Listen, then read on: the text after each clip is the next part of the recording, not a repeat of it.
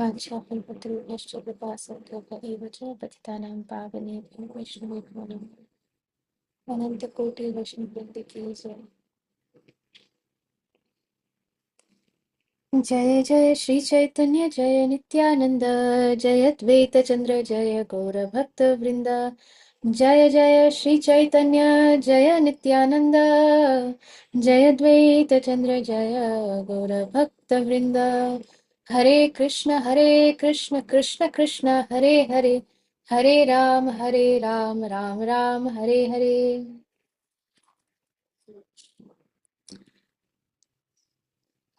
Yesterday we stopped here that the Mayavadi philosophers say that the absolute truth is nirgun, or that it does not have any qualities. But the Vaishnav philosophers, they say that the absolute truth is described as nirgun because he has no material qualities. This is not to say that he has no spiritual qualities. Indeed, the Lord's spiritual qualities are so great and so enchanting that even the liberated persons become attracted to him. This is explained in the Atmaram verse of Srimad Bhagavatam 1.7.10, where it is said that those who are already situated on the platform of self-realization are attracted by the transcendental qualities of Krishna. This means that Krishna's qualities are not material, but they are pure and transcendental.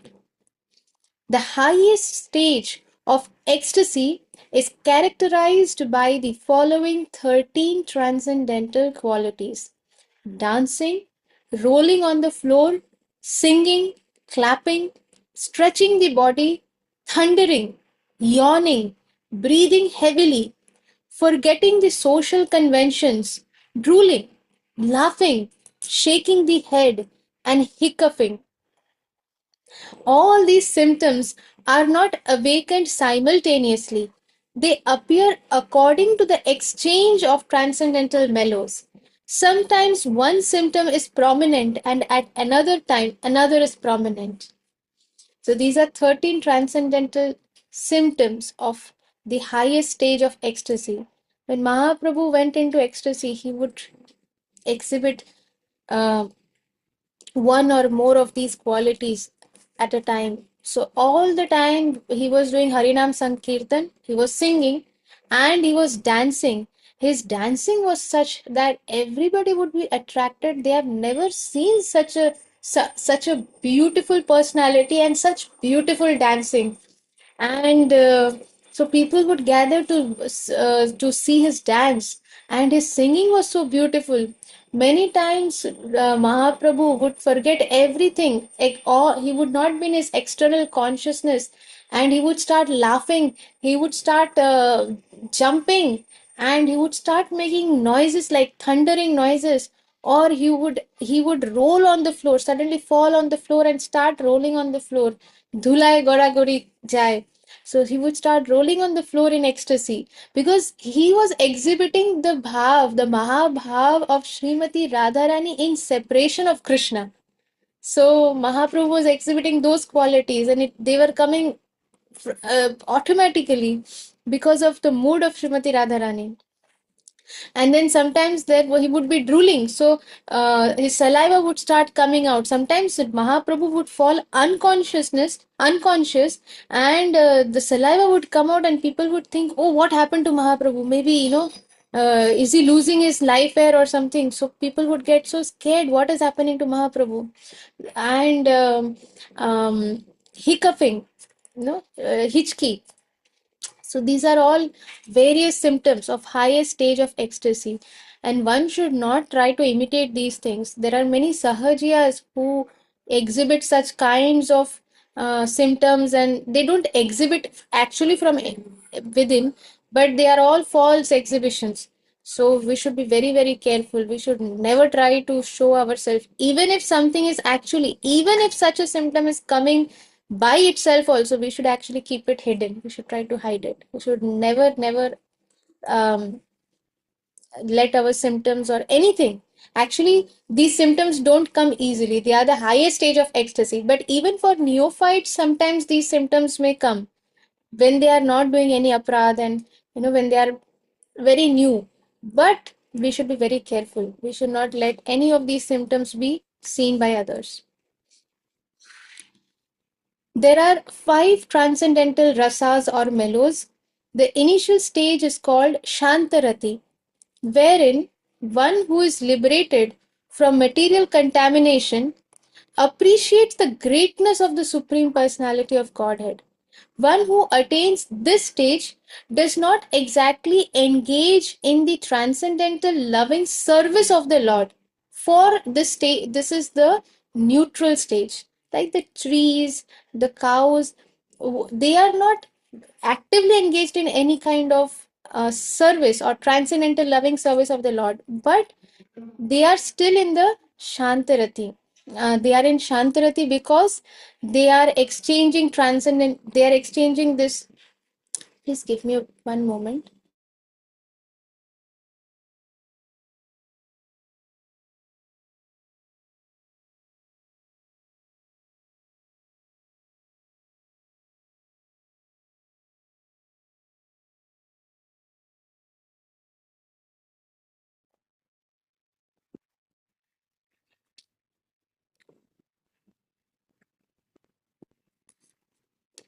Yes. Hmm. So, so they are in Shantarati because they are exchanging transcendental mellow. They are in what kind of mellow? When the Krishna loves his cows, the cows also love Krishna, but active engagement of service is not there. So because they are in the neutral stage, the trees, the plants, whenever they see Krishna, the flowers start blooming, the trees start bending down to give shade to Krishna, but they are in neutral stage, so they are in Shantarati. This is the mood of Shantarati. In the second stage, which is called Dasyarati, a person appreciates his position as being everlastingly subordinate to the Supreme Lord, and he understands that he is eternally dependent on the causeless mercy of the Supreme Personality or the Supreme Person. Like Hanumanji, he was in Dasirati. He always, he even if Lord Ramchandra would want him to, uh, you know, come and sit next to him. Hanumanji can never do that because he's always appreciating the exalted position, the highest position of Lord Ramchandra, of the Supreme Lord.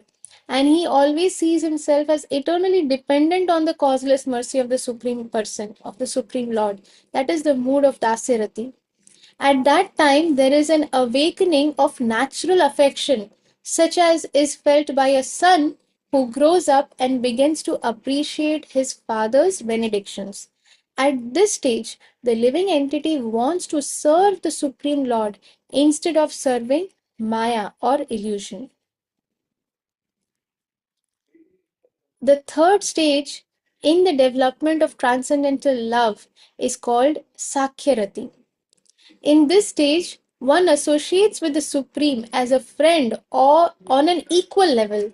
Now, friend never thinks that he is higher than me, I am lower to him. That feeling is not there. Sakyarati means we are equal. We have to have fun. So that is the mood, and with love and respect. As this stage is further developed, there is joking and such relaxed exchanges as laughing, making joking with each other and laughing with each other.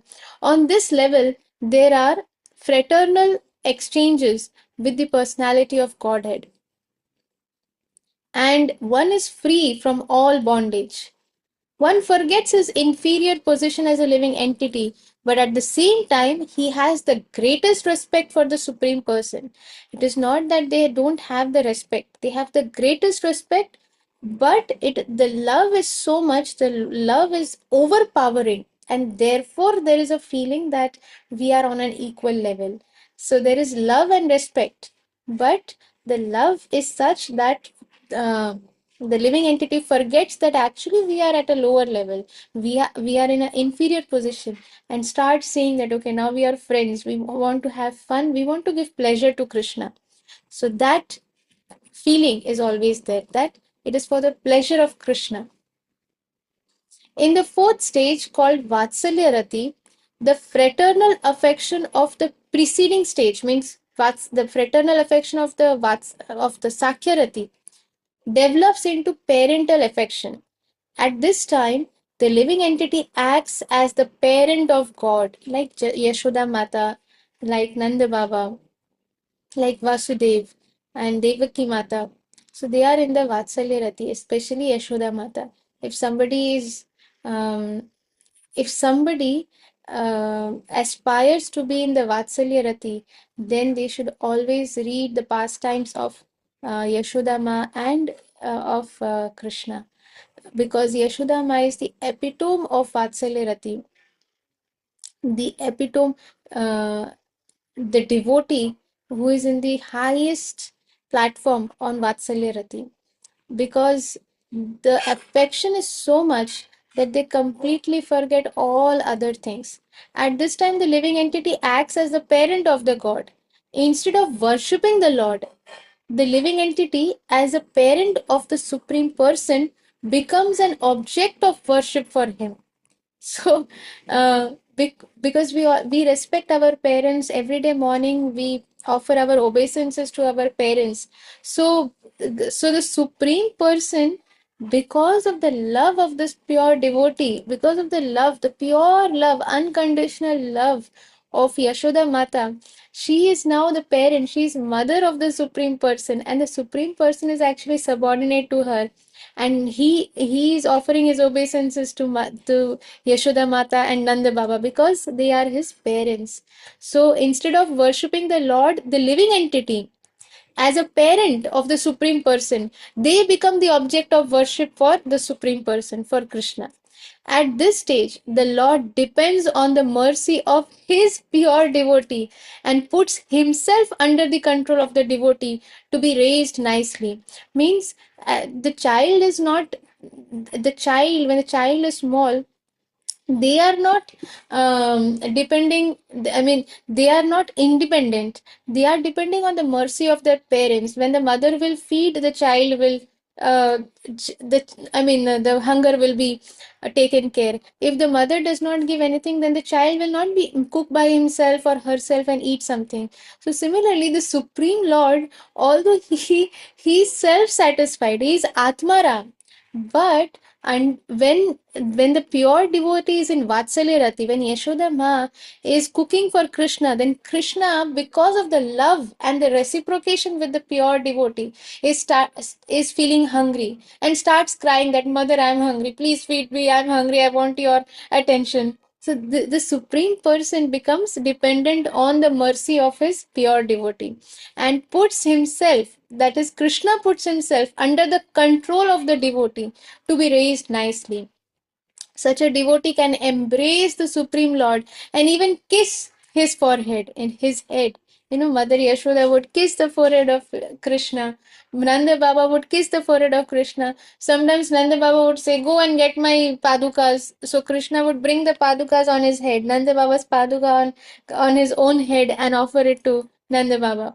Sometimes Yashoda Mother Mai would say that, okay, I need that, get that from that room. Just as parents tell their kids, go and get something from that room, I need this thing. So they would ask Krishna also do the same thing. So Krishna, who is the Supreme Lord, who is controlling everything, is now under the control of Nanda Baba and Yashoda Mai. So we'll stop here. Thank you so much for your very kind association. Krishna willing, we'll again continue reading tomorrow. What happens in the fifth stage in Madhur Rati. So, Hare Krishna, Vanchakalpatrubhyascha, Kripa Sindhubhya cha, Patitanam Pavanebhyo, Vaishnavebhyo, Namo Namaha. Anantakoti Vaishnav Vrinda ki Jai. Srila Jai Pataka Swami Guru Maharaj ki Jai. Srila Prabhupada ki Jai. Nitai Gaur Premanande, Hari Hari Bol. Thank you. Thank you, Lai Mohan Prabhu. Hare Krishna.